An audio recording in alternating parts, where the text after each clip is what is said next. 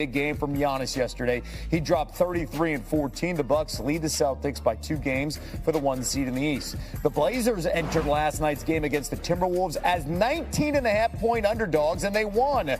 It's the largest spread upset since 1993 when the Mavericks beat the Supersonics. And the Warriors, the road woes, they continue. They fell to the Nuggets. It's their 30th road loss of the season. And they dropped the 6th seed. 2 of their last 3 games are on the road. And it just gets worse for the Mavericks, who lost again. This time to the Hawks. Kyrie Irving had 41 points, but a late foul. Just too much on Trae Young. Dallas now 4-11 when both he and Luka play. Okay, here's the very latest look at the standings in the Western Conference. Let's jump to the Mavericks here. All right, they are a game out with 3 games to go to get in the play-in, but this stands out with those 3 games. Easiest in the NBA as they are fighting the Oklahoma City Thunder. Another spot to look at, how about 5 through 8? Only a half a game separates this entire crew. And then specifically, are you battling to get that 5th spot? Because guess who you got to face? Potentially Kevin Durant and the Suns. It'll be interesting to see how things end up here with 7, 8, 9, and 10 to get into the play-in. For much more on the West, let's go to Tony and Mike with tonight's PTI bonus topic. Hi, Wilbon. What is the most intriguing storyline in the Western Conference for the final week of the regular season? Wow, Tony, there's so many. You, of course, have declared the Phoenix Suns with Kevin Durant healthy the best team already in the league. That's certainly one of them, and whether that continues. The Lakers and how hot they've been, and Anthony Davis, if he's healthy in that lineup, the Lakers are starting. But I'm going to zero in on something most people have probably forgotten, and that is Andrew Wiggins and his potential return to the Warriors lineup. Tony, he's missed 22 games. He's been out for stated personal reasons. Tony, Andrew Wiggins, they don't win last year without Andrew Wiggins.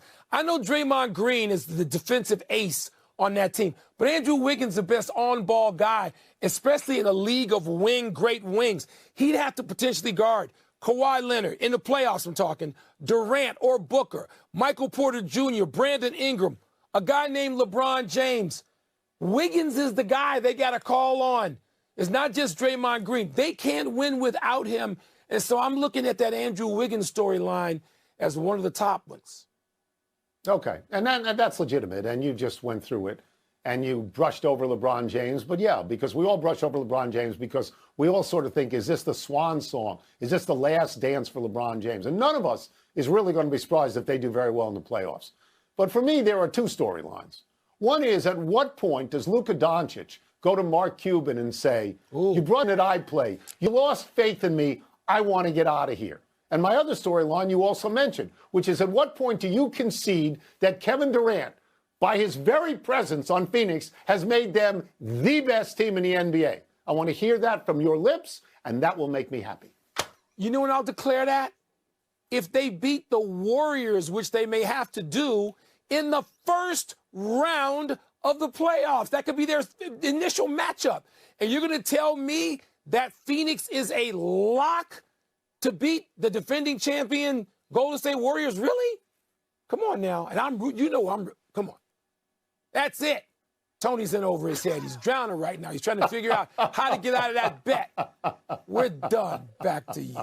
14 in a convincing win over Joel Embiid and the Sixers. And I'll just remind everyone, oh my God, look at that. The Celtics, bad matchup for you. Tatum gave him 40.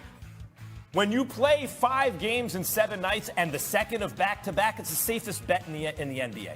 The safest bet in the NBA, that team is going to lose. They're going to lose big because they're tired. That loss to the Celtics meant absolutely nothing. This is more indicative of who the Bucks are. Giannis's teammate, Drew Holiday, says his boy is the MVP and has been that for a while now. Giannis has been MVP too much. He's been doing this too much. I feel like people get bored of it. It's kind of like the LeBron effect. LeBron has done it so many times that people think that it's normal now. Yeah.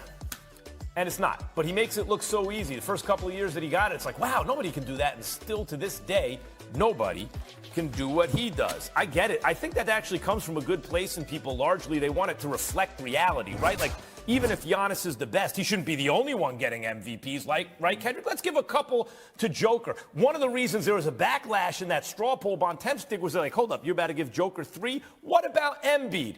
But the truth of the matter is, Perk, I agree with Drew Holiday. MJ should have gotten 10 MVPs. He was easily the best player in the league 10 years. LeBron should have probably 8 of them so far. Kobe certainly deserves more than 1. I get what Drew is saying here. What do you think? I think Giannis right now probably the MVP.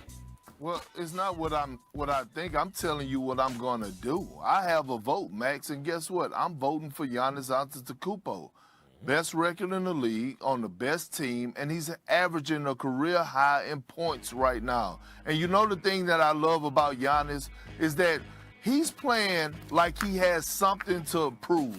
He's playing like he don't have a resume. And you talk about that 40-point blowout that they got, that they had against the Boston Celtics. But guess what? If it was any other superstars around the league, the way that it's been trending, they would have set out. He actually showed up to work and played. And then he responded in great fashion yesterday. So when I look at what Giannis is doing and his pure domination and missing Chris Middleton majority of the season, best record in the league, averaging a career high in points, how can you not vote him?